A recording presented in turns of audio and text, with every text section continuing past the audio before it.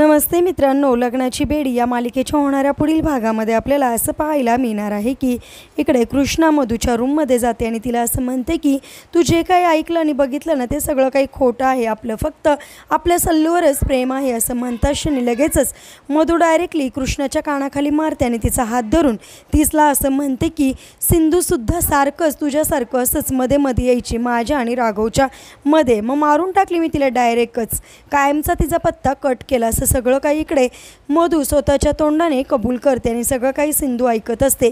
आता खरोखर कृष्णाची जागा सिंधू घेत रुद्र अवतार दाखवत आता कशा प्रकारे मधूची धुलाई करणारे पाहणे सुद्धा इंटरेस्टिंग आहे। आणि त्याचबरोबर आता मधूने स्वतःच्या तोंडून गुन्हा कबूल केलेला, स्वतः गुन्हा कबूल केलेला कशा प्रकारे राघव समोर येणारे पाहणे सुद्धा इंटरेस्टिंग आहे। असेच मालिकेच्या पुढील अपडेटसाठी तुम्ही आपल्या रंजक मराठी चॅनलला नक्की सबस्क्राईब करा। थँक्यू।